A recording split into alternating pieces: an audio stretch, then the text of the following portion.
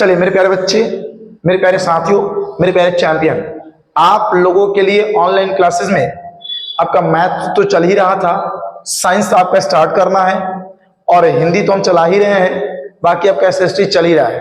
इसके बाद आप लोग का इंतजार था संस्कृत का, तो संस्कृत की भी क्लासेस आपकी शुरू किया जा रहा है। आप लोग थोड़ा सा आज आराम से मिलिए शिक्षा से और सिलेबस का डिस्कस कीजिए और कैसे क्या पढ़ना है, इन सारी बातों को समझदारी के साथ सुनिए और आप संस्कृत आप आराम से आसान तरीके से पढ़िए।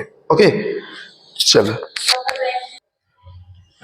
हेलो एवरीवन, मेरा नाम शिक्षा है और मैं आप सभी के लिए संस्कृत पढ़ाने के लिए आई हूँ।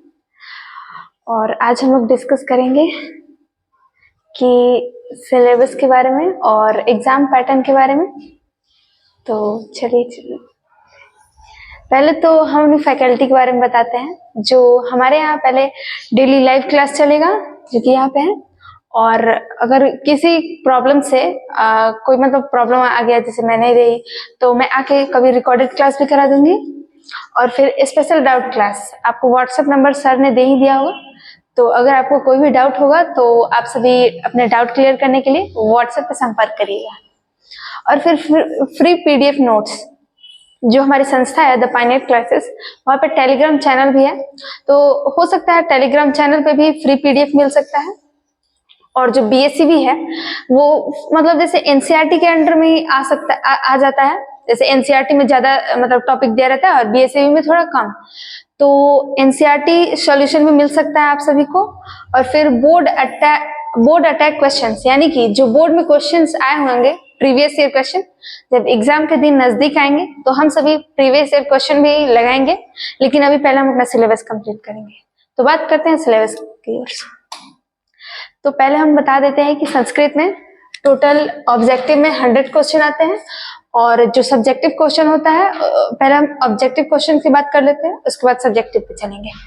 तो ऑब्जेक्टिव क्वेश्चन का टोटल रहता है, जैसे देखिए बुक से 40 to 45 क्वेश्चन आ सकते हैं, इसकी संभावना हो सकती है। हम एग्जैक्ट नहीं कह सकते हैं कि 40 to 45 क्वेश्चन आएंगे, तो ऑल एन एवरेज हम 35 मान के चलते हैं। तो 35 हम बुक से कवर करेंगे, और टोटल शायद 14 चैप्टर है, बुक में टोटल शायद 14 चैप्टर है, तो 14 चैप्टर को हम कवर करते हुए चलेंगे। और फिर प्लस में हम ग्रामर भी चलेंगे। तो ग्रामर से हमें सबसे ज्यादा हमें ग्रामर पे निर्भर रहना है, ये नहीं कि हम सिर्फ बुक पढ़ के निकाल सकते हैं, ऐसा नहीं है। और जो ये 35 क्वेश्चंस हैं वो ऑब्जेक्टिव में देखिए, अगर आप सभी को बहुत सारा ऑप्शन मिलता है, आप पहले बुक पढ़ लीजिएगा, फिर उसके बाद मैं ग्रामर पढ़ा दूंगी। और जैसे 35 क्वेश्चंस हैं, तो अगर आपको इसमें से अगर एग्जाम में अगर आप गए, आप ये मत सोच के चलेगा कि सिर्फ हम बुक से ही करेंगे, क्योंकि मैंने भी ऐसा किया था। तो काफी हद तक मैंने ग्रामर भी पढ़ लिया था और बुक से भी, लेकिन मैंने पहले मान के चला था कि मुझे बुक पढ़ना है, लेकिन बाद में ऐसा प्रीवियस ईयर क्वेश्चन लगाने के बाद ऐसा प्रतीत हुआ कि नहीं, ग्रामर भी मायने करता है एग्जाम के लिए। तो पहले मैं बता देती हूँ कि मेरा मार्क्स संस्कृत में 90 नंबर आया है, और आशा है आप सभी को कि मेरा रिकॉर्ड आप सब तोड़ सकते हैं 26 में। तो चलिए बताते हैं। तो बुक हमारा जो बुक का चैप्टर 1 है उसका नाम मंगलम है, उससे एवरेज क्वेश्चन आ सकते हैं, तो 2 से 3 क्वेश्चन एवरेज है। और फिर सेकंड चैप्टर पाटलिपुत्रम, तो पाटलिपुत्रम से मुझे लगता है कि आप सभी को ये भी मान के चलना चाहिए, इससे भी 2-3 क्वेश्चन ही आएंगे। और फिर तो ऑल एन एवरेज हम मान के चलते हैं, तो बुक से मतलब 35 क्वेश्चन तो मैंने ले लिया। हर चैप्टर से आप 4-5 क्वेश्चन लगाते चलिए, मानते चलिए कि 4-5 क्वेश्चन आ सकता है।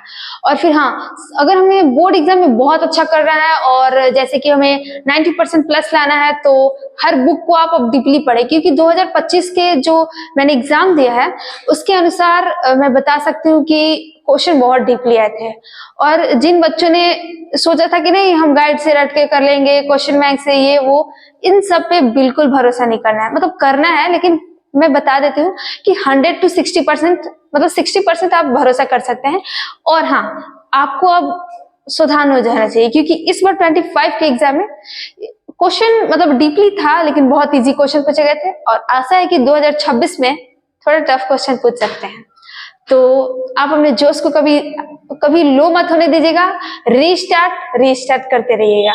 और मैं बता सकती हूँ कि जैसे जो संस्कृत का है, तो संस्कृत का पेपर ज्यादा हार्ड नहीं आता है, और आपको 100 ऑप्शन मतलब 100 ऑब्जेक्टिव रहता है, जिसमें आपको 50 मारने का ऑप्शन रहता है, जिसमें आप सभी बुक पे ज्यादा डिपेंड मत रहना, ज्यादा ग्रामर पढ़ना।